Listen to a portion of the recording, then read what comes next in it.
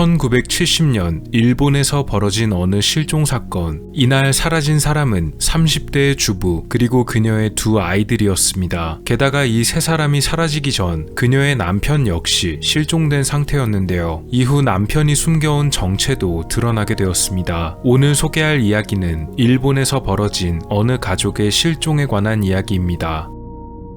1973년 12월 도쿄 시나가와구에 위치한 어느 건물. 이곳에 30대의 주부였던 와타나베 히데코가 두 아이와 함께 방문한 것은 남편을 찾기 위해서였습니다. 그녀의 남편은 6개월 전부터 실종된 상태였는데요. 남편의 이름은 고 다이키였으며 회사에 다니던 일반적인 평범한 남성이었습니다. 그런데 와타나베와 두 아이는 이 건물을 방문한 날 연기처럼 감쪽같이 일본에서 사라지게 되었습니다.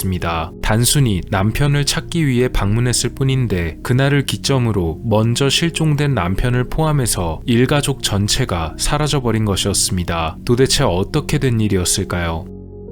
사라진 와타나베 히데코와 남편 고 다이키가 만난 것은 1960년대 중반으로 알려져 있습니다. 와타나베는 어느 식당의 종업원이었고 고 다이키는 해당 가게의 단골이었다고 하는데요. 두 사람은 서로 사랑하는 연인 사이가 되어 1967년에 결혼을 하게 되었습니다. 그 해에 첫째를 낳았고 1970년에 둘째가 태어나 네 식구가 단란한 가정을 이루고 살았는데요. 남편 고 다이키는 제일 한국인이었으며 한국 이름은 고 대기였습니다. 그는 도쿄에 위치한 작은 무역회사에 다니고 있었는데요. 평범하지만 나름대로 행복한 생활을 하던 가정에 불행의 씨앗이 심어진 것은 1973년이었습니다. 어느 날 그는 부인을 부르고 잠시 할 말이 있다고 운을 띄웠습니다.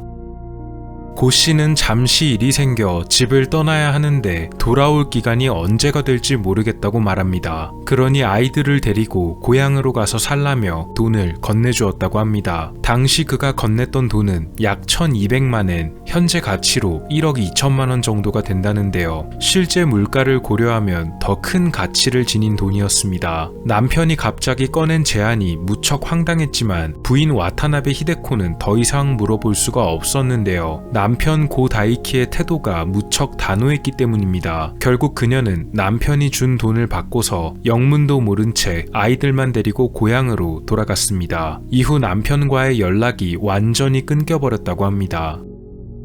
남편이 도대체 어디로 갔는지 뭘 하고 있는지 연락 자체가 완전히 끊겨버렸기 때문에 사실상 그녀의 남편 고 다이키는 실종 상태나 다름없었습니다. 고향으로 내려왔지만 그녀는 남편을 잊을 수 없었고 답답한 마음에 근처 신사에 가서 점을 봤다고 합니다. 점괘의 결과는 남편을 따라가야 한다 라고 나왔다는데요. 이 점괘를 보고 그녀는 남편을 찾기로 마음을 굳힙니다. 1973년 12월 그녀는 다시 도쿄로 향했습니다. 바로 남편이 다니던 회사를 방문하기 위해서였습니다. 두 아이도 같이 데리고 갔는데요. 아이들이 남편을 본 지가 너무 오래되었기에 혹시나 회사에 있다면 만나게 해주고 싶었기 때문입니다. 남편 고다이키가 다니던 회사의 이름은 유니버스 트레이딩이란 이름의 무역회사였습니다. 그런데 이 회사는 평범한 회사가 아니었습니다. 이 점에 관해 잠시 짚고 넘어가도록 하겠습니다.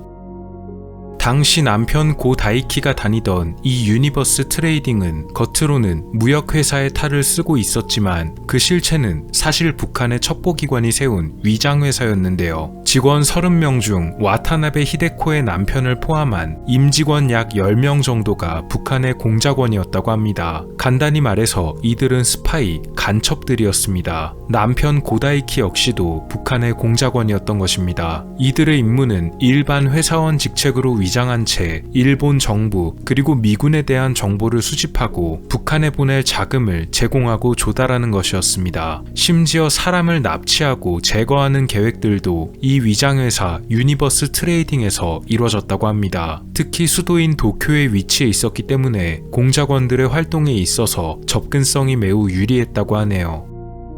그리고 이날 회사에 방문했던 그녀와 아이들은 이 방문을 마지막으로 감쪽같이 사라져버렸습니다. 이후 일본의 공안 수사당국에 의해 밝혀진 바에 따르면 부인 와타나베는 다른 공작원들에 의해 목숨을 잃었고 두 아이는 또 다른 공작원의 손에 이끌려서 북한까지 그대로 납치가 되었다고 전해집니다. 부인의 목숨을 빼앗고 아이들을 납치하라고 지시한 것은 이 회사의 고위 공작원이었던 키노시타 요코였습니다. 다른 이름은 홍수에라고 알려져 있습니다. 현재는 북한에 거주 중인 것으로 파악되고 있으며 국제 수배자 명단에 올라가 있다고 전해집니다. 공작원들이 와타나베를 해친 뒤 상자에 돌과 함께 넣어서 어느 특정 장소에 유기했다는 진술이 확보되었지만 현재까지도 와타나베의 시신은 발견되지 않았다고 하네요.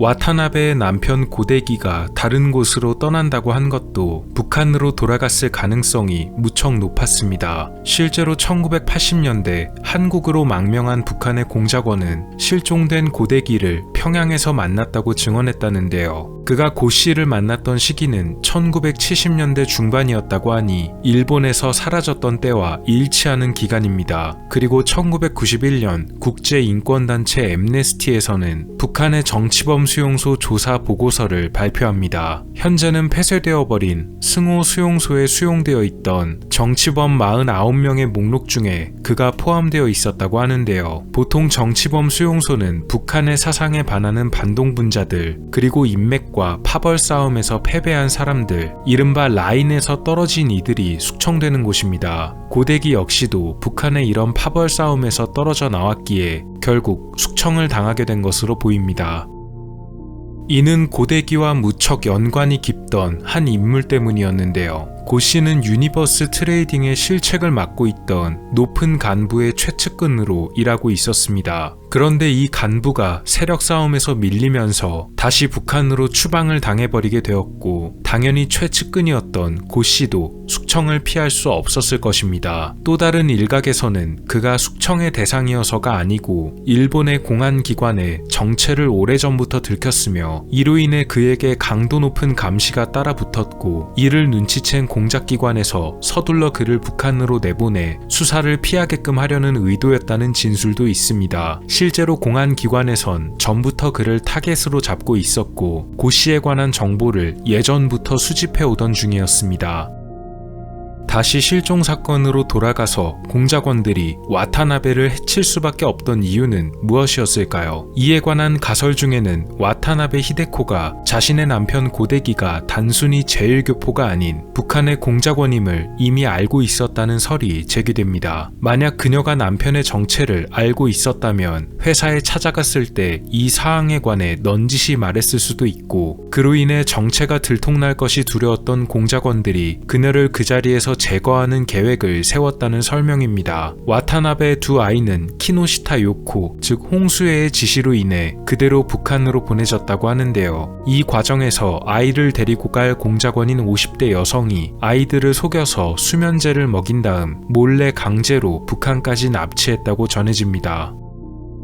일본 정부에서는 납북된 일본인 문제를 거론하며 2007년 납북자 명단을 발표했는데요. 납치된 두 아이는 납북자 명단에는 포함되지 못했습니다. 이 아이들이 납북될 당시에 일본 영주권법에 따르면 외국인 아버지와 일본인 어머니가 있을 경우 북의 우선권에 따라 두 사람 사이의 자식들은 일본 국적이 아닌 다른 국적으로 인정받기 때문에 안타깝게도 국적이 달라서 명단에서는 제외되었지만, 일본에서 납치되었다는 사실만은 명백하므로 절대 용서할 수 없는 행위라는 입장을 분명히 밝혔습니다. 하지만 사건이 워낙 오래전에 벌어졌기에 고 씨를 비롯해 두 아이의 생사 여부가 불분명한 상태여서 사실상 완전한 해결은 어려울 것으로 보입니다. 다만 와타나베 히데코의 경우 살해당했다는 진술은 있지만 실제로 시신이 발견되지는 않아서 그녀는 사망자가 아닌 실종자로 분류되어 있다고 합니다.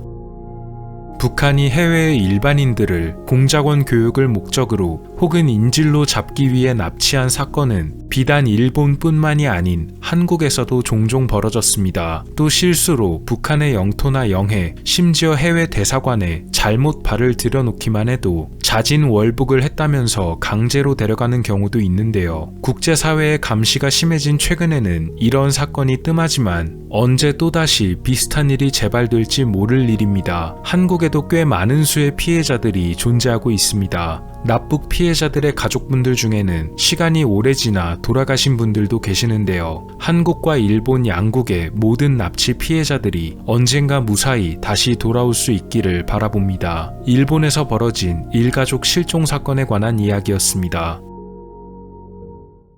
오늘 미스터리 어떠셨나요? 영상을 재밌게 보셨다면 채널에 방문하셔서 더 많은 영상을 시청해보세요. 미스터리 큐브였습니다. 감사합니다.